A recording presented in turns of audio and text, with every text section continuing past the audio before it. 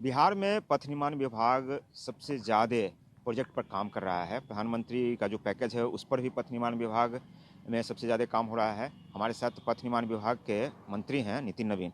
नितिन जी, क्योंकि पूरा साल बीतने वाला है, मतलब 2021 नए साल आने वाला है, तो जो बड़े प्रोजेक्ट हैं, कई बड़े प्रोजेक्ट अभी भी मतलब लटके हुए हैं एक तरह से, उन पर काम होना है।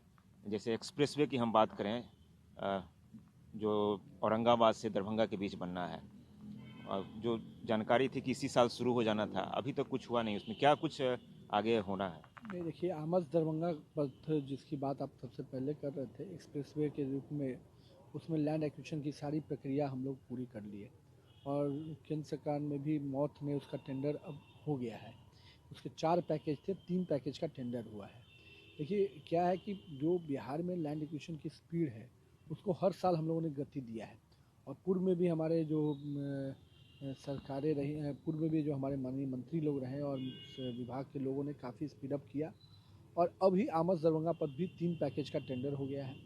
साथ साथ जो और एक्सप्रेसवे की बात आप कर रहे हैं जिसमें भारतमाला फेज 2 में हम लोग ले रहे हैं, रक्सौल हल्दिया, जिसमें बड़ा एक पार्ट पटना कलकत्ता एक्सप्रेसवे का होगा, उस पर भी हम लोग का भारतमाला फेज 2 में गया हुआ है। हम लोग उम्मीद करेंगे बहुत जल्द नए वर्ष में सरकार वहाँ स्वीकृति जैसे मिलेगी तो उस पर भी काम शुरू होगा। इसके बाद पूर्वांचल एक्सप्रेस से बिहार को जोड़ने की बात थी, जो 17 किलोमीटर का पैच था उस पर भी हम लोगों ने काम हुआ है। उसकी निविदा जो 17 किलोमीटर का है केंद्र सरकार से सहमति बन गई है। बक्सर से डायरेक्ट हम लोग पूर्वांचल एक्सप्रेस को जोड़ेंगे। हैदरिया एक जगह है वहाँ से, तो वहाँ से 17 किलोमीटर का वो पैच जुड़ेगा। पटना बनारस शुरू से हम लोग का रहा है कि एक हम इंटर स्टेट कनेक्टिविटी को बेहतर अगर बनाना है तो पटना बनारस, पटना डोभी, पटना कलकत्ता, ये सारे स्टेज पे हम काम करें। उसी में पटना बनारस भी है और उसको हम लोग बक्सर से बनारस का पूरा अलाइनमेंट जो नदी के किनारे किनारे हम लोगों ने केंद्र सरकार को प्रस्ताव भेजा है। जैसे ही उसकी स्वीकृति मिलेगी फिर उस पर भी हम लोग काम करेंगे। क्या जमीन अधिग्रहण में समस्या नहीं, आ रही है या राशि की प्रॉब्लम? नहीं, दोनों चीज़ देखिए, क्या है, कुछ प्रस्ताव जब आप बनाते हैं तो केंद्र की अनुमति और कई चीज़ों में केंद्र की राशि लगती है। जहाँ लैंड एक्विजिशन है वो भी प्रक्रिया में हम लोग को किसी भी प्रोजेक्ट को आप ले लीजिए, अब 198 किलोमीटर का ये पूरा पैच है तो उतने बड़े एरिया का लैंड एक्विजिशन में थोड़ा टाइम लगता ही है। लेकिन लगातार उसकी मॉनिटरिंग हम लोग कर रहे हैं विभाग से और हम लोगों ने अपने विभाग में हर स्तर पर NHI में, NH में, RCD में, पुल निगम में और BSRTC में सभी बड़े बड़े प्रोजेक्ट को अलग से निकाला है ताकि उसकी अलग से मॉनिटरिंग हम लोग करें। और इसी में हम लोग लैंड एक्विजिशन को लेके भी महीने में एक बार बैठते हैं, तो ये पूरा प्रयास होता है कि हर महीने हम उसके रिव्यू करें ताकि उस पर हम लोग और गति प्रदान कर पाएँ। राशि की कोई दिक्कत नहीं ना? देखिए, राशि एक ऐसा चीज़ है कि कभी भी पर्याप्त नहीं हो पाएगा, जितने हम लोग के योजना रहती है, लेकिन उसी में काम करना होता है। जितनी राशि मिल रही है, हम जितना आग्रह करेंगे उतना हमको राशि मिलेगी। हम जितने प्रस्ताव लेके जाएंगे तो हम सभी प्रस्ताव पर स्वीकृति नहीं मिलेगी, लेकिन हाँ, जितने लेके जाएंगे उतने में स्वीकृति मिलती है।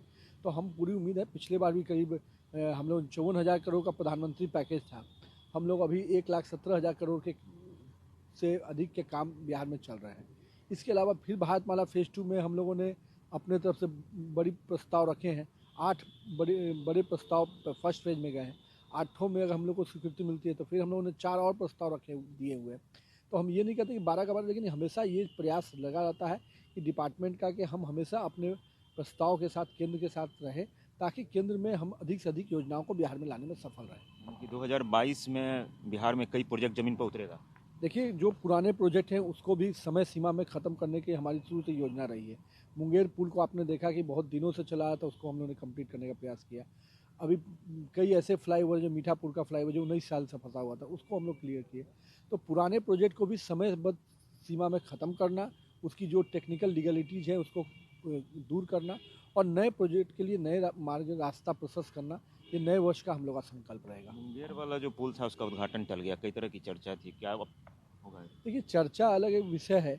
ये देखिए कि इसको कंप्लीट होना था अक्टूबर 2022 में, हम लोग उसको दिसंबर में, मतलब उसके जो नए डेट्स हैं उसके हिसाब से कंप्लीट कर दिए और अब केवल सड़क पर गाड़ी दौड़ाने के लिए 15 दिन माननीय मुख्यमंत्री जी ने कहा कि एक बार 15 दिन रुक के ही हम लोग करें, तो अच्छा है, खरमास के बाद होगा, इसमें कहीं दिक्कत।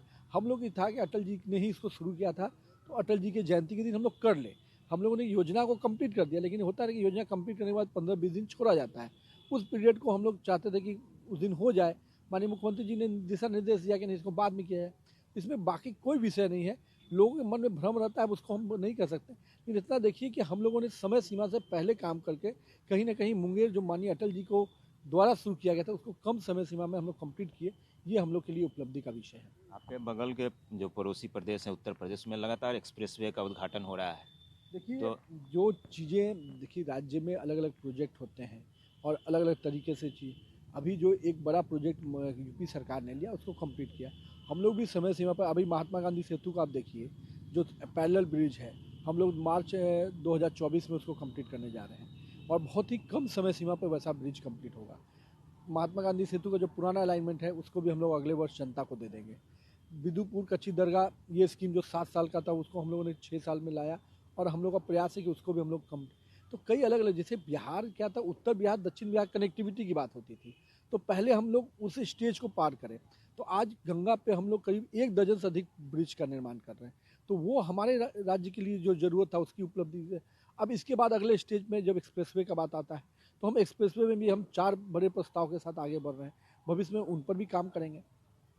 तो नितिन नवीन पथ निर्माण मंत्री, इनका साफ कहना है कि हम लोग बड़े प्रोजेक्ट पर काम कर रहे हैं और एक्सप्रेसवे पर भी काम मतलब प्रक्रिया में है। जो दरभंगा आमस बनना है, औरंगाबाद है दरभंगा का, उस पर तीन टेंडर हो गया। 4 फेज में, 4 टेंडर में बनना है, 4 फेज में अलग अलग। तो उसमें से 3 में टेंडर होने की बात भी कर रहे हैं, लेकिन ज़मीन अधिग्रहण बड़ी समस्या है, इनका भी मानना है। और कई बड़े प्रोजेक्ट केंद्र के पास भी इन्होंने कहा है कि भेजे हैं। तो कुल मिलाकर आने वाले साल में बिहार में पथ निर्माण विभाग की तरफ से कई बड़े प्रोजेक्ट पर काम शुरू होना तय है, ऐसा इन्होंने जो कहा है उससे लग रहा है। कैमरामैन अशोक के साथ अविनाश, ईटीवी भारत, पटना।